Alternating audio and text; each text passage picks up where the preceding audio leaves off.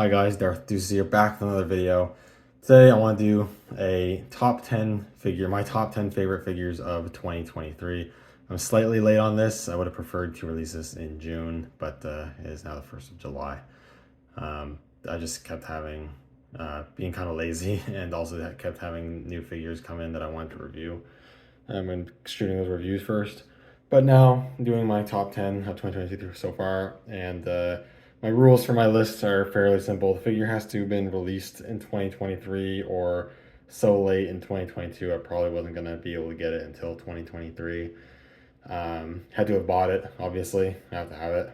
And I don't count high-end, like 6 scale figures on my list, so I'm not counting Hot Toys releases that I picked up because, I think that Hot Toys 6 scale figures are on a much different level than pretty much any other toy line. So they would always be number, 1, 2, 3, so on and so forth. They always be the highest ranked figures, and I don't think that's very interesting for lists. So those will not be included either. I will talk more about them at the end of the year.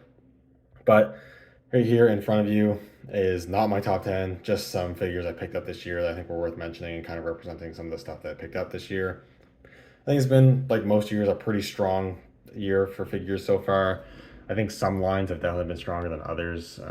For Black Series, if you don't count the Clone Wars Darth Maul wave, which I'm not going to because I did actually get those in hand at the very end of 2022. I think Black Series has been a little slow up until this point. We're starting to get some of the more interesting releases that I've been looking forward to coming out just around this time, and there's some more pretty cool stuff coming out at the end of the year that I'm really looking forward to. So I expect my favorites for Black Series and for 2023 is going to be a lot different come the end of the year. I think Vintage Collection has been pretty strong, but again, feels a little slow at times. Um, I'm not really much into Marvel Legends anymore, so I can't really speak on that. G.I. Joe Classified, I think the figures I have picked up have been super cool. Again, it's just another line I've been trying to dial back on a bit. McFarlane, not as many releases this year that I've been looking to get, but the figures I picked up have been pretty sick. But I think the line that has definitely been my favorite so far this year and has been strong from the start of this year up until now and is only going to get even better over the course of the next 6 months is Transformers. I think Hasbro has been killing it with their Transformers line. Transformers Legacy Evolution, Transformers Studio Series. We even got new proper mainline figures for the new movie. They've been producing some awesome figures. Like my top 10 list right now easily could have been like over half of just Transformers, but I decided I didn't want to make it completely all Transformers and diversify the list a bit, so I didn't make 6 spots Transformers, but they definitely could have been so much good stuff. But we got some stuff here like there are no Marvel Legends on my actual list. I barely picked any up, but one figure I did pick up this year from Marvel Legends that I think is worth mentioning is the Extremis Armor Iron Man. Probably one of my favorite comic book looks for the Iron Man armor, and it's a pretty cool figure.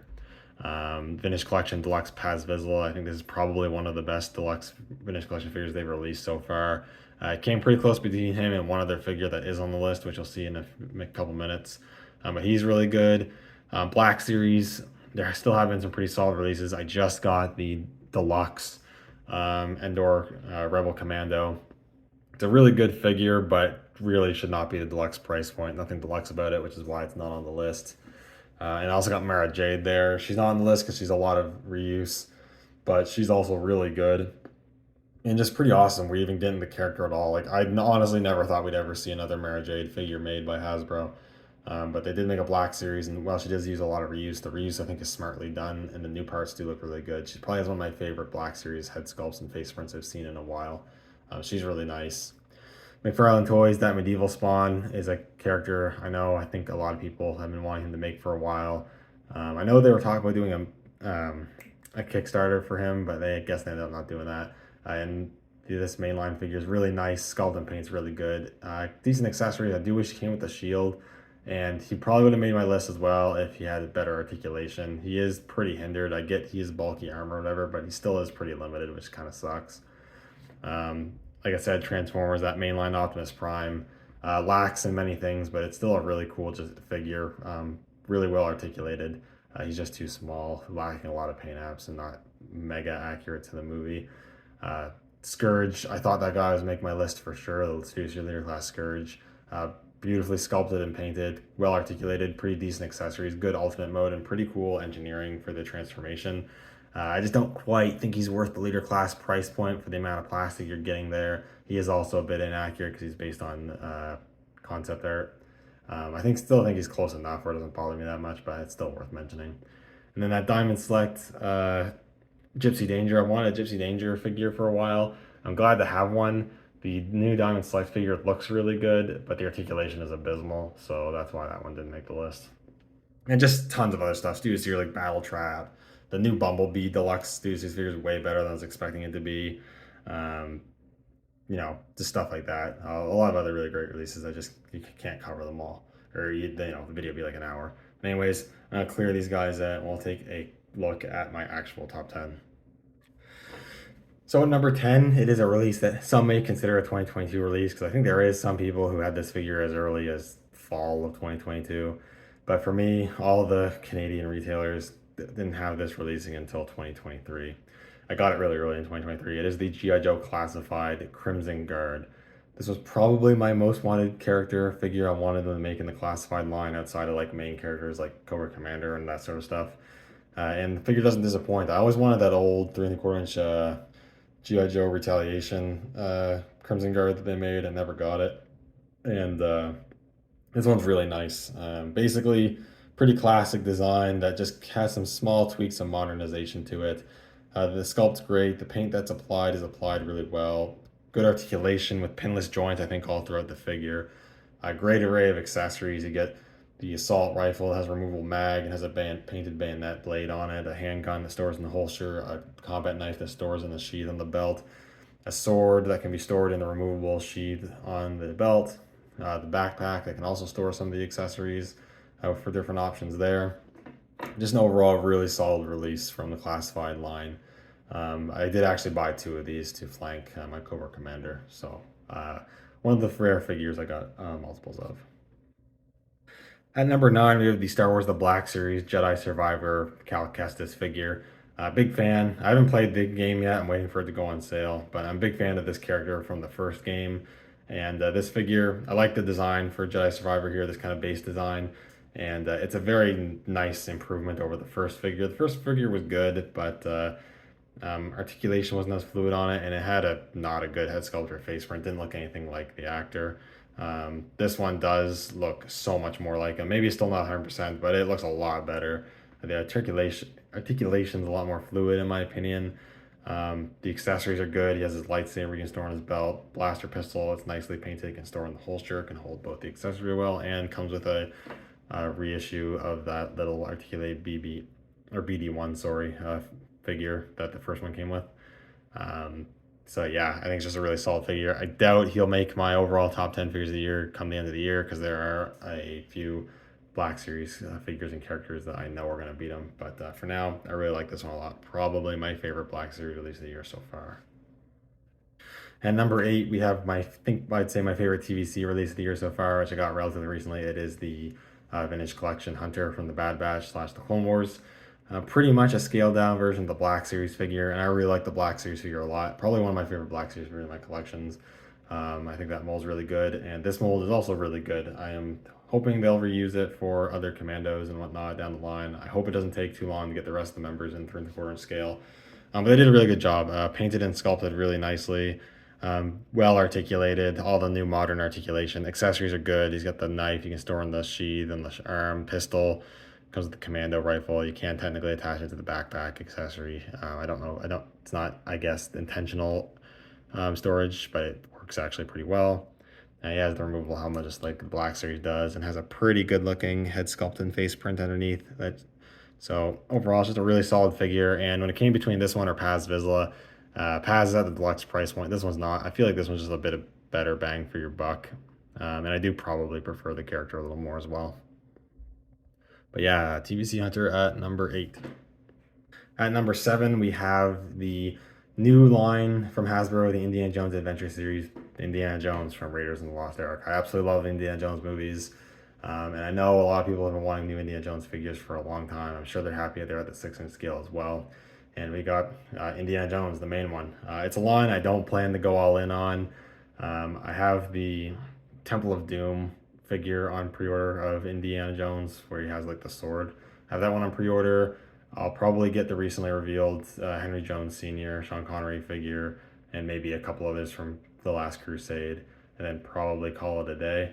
But I had to get, Indiana Jones, the standard looking Indiana Jones, and very cool figure, sculpted really well. I think he has one of the best Harrison Ford likenesses that Hasbro has produced, which is good. Painted well for the most part. I do think this figure could use a little more weathering. Articulates really well. Has a good array of accessories, but there are some issues that hold it back, like I just mentioned. I think this figure could use a little more paint. There's also things like he has a strap that you're supposed to be able to peg in so he can store his coiled up whip accessory, but that just doesn't work. It doesn't plug in. It sucks. I don't know what they were thinking when they engineered this. It's just terribly designed, which maybe it's just a small issue. Technically, probably just a small issue, but it is kind of annoying. I hate it when functions like that don't work on figures like they're supposed to. But overall, he is really good. I am kind of excited to get my hands on some of the future releases, see how they stack up with this one. But it's super awesome to get a cool Indiana Jones figure like this. At number 6, we actually have a NECA figure. It is the NECA Dungeons & Dragons Ultimate Warduke figure. And I don't collect too many NECA figures, mainly because they just don't make a ton of figures from properties I care to own figures from. And I have no attachment to Dungeons & Dragons. I've never played the game. I have no association with it whatsoever. No idea who this character is. But from what I understand from my limited research, there's not too much to this character anyways. It's one of the few times where it's just a super cool design that makes for a really cool action figure. And yeah, this is what you have here. And it's a pretty great figure for the price point. Beautifully sculpted and painted.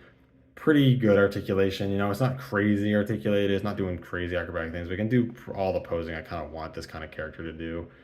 Great array of accessories.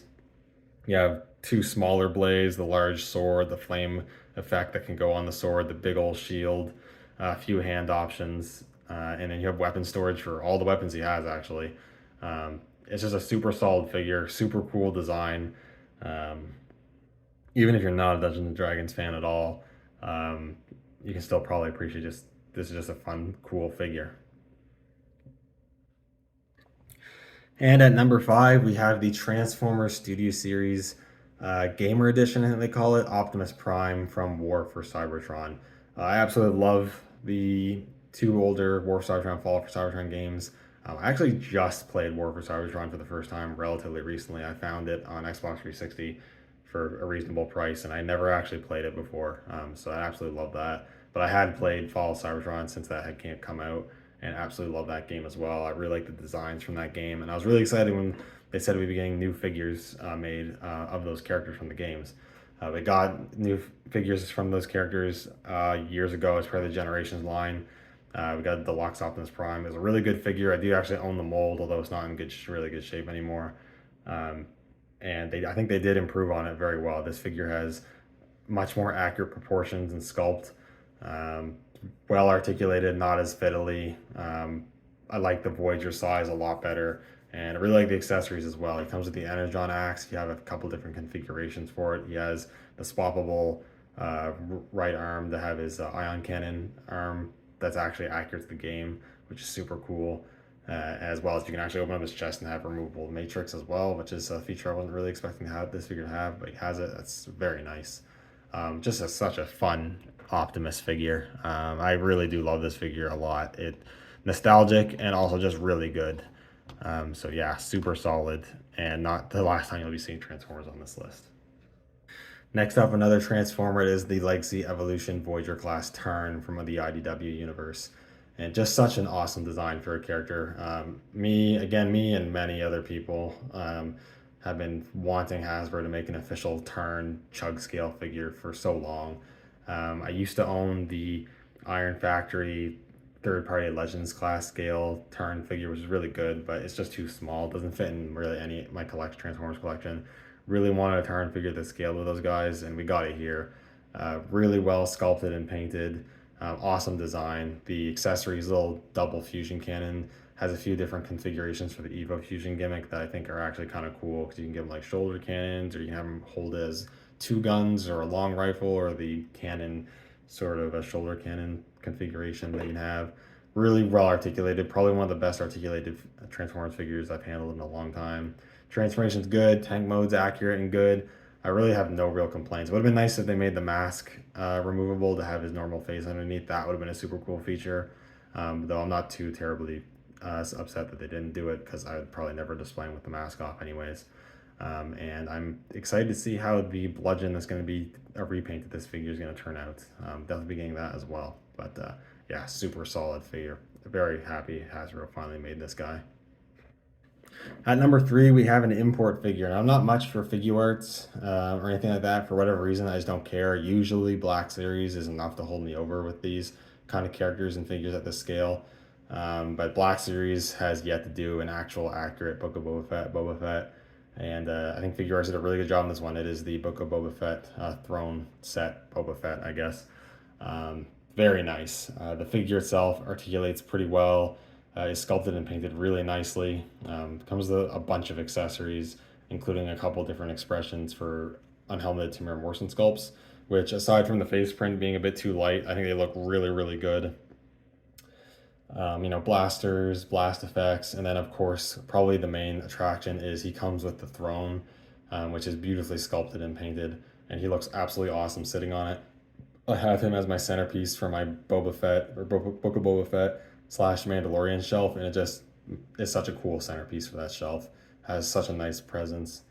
Super solid release, and I'm happy that Figure Arts released, and I'm happy that it was actually good, because Figure Arts can sometimes be hit or miss with their releases.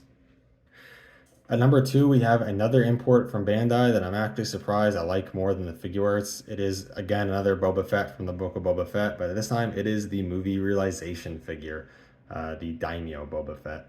And I have a small collection of these movie realization figures. Figure Arts Bandai seems to have been really slowing down these releases. They kind of been going with only like one release a year. But this figure, when it was shown off, I pre-ordered it pretty much immediately. I really like the look of the Mandalorian armor and this super cool old school Japanese armor, samurai style. And I think they killed it with this release. It looks absolutely awesome. The sculpt and paint is great. The articulation is actually really good. In some ways, it's better than the actual normal Figure Arts in some instances, which is kind of crazy. Because I think there's a bit more bulk and intricate sculpting going on with this one. Great array of accessories. He has the flintlock style pistol and rifle, jetpack, sword, gaffy stick. He has a little real metal chain to simulate his kind of rope dart thing coming out of his wrist gauntlet, which is super cool. Hand options. I just had a lot of fun with this figure. I didn't think I'd like it more than the Figure Arts, but the Figure Arts, once I was done messing with it, I kind of sat him, posed him on the throne, put him on the shelf, never touched him again. I had this figure on my desk for a long time, just posing it, admiring it, taking pictures of it, doing whatever with it. I had a lot of enjoyment with this figure. It's a really solid release. If you have any interest, I definitely would recommend tracking this one down. And then at number 1, a pretty recent pickup. It is a figure that I was super anticipating for this year. It is the Transformers Legacy Evolution Leader Class Armada Universe Megatron. This was my Megatron when I grew up. G1's a bit before my time. I grew up with Transformers Armada, and this was the first iteration of Megatron I was really introduced to.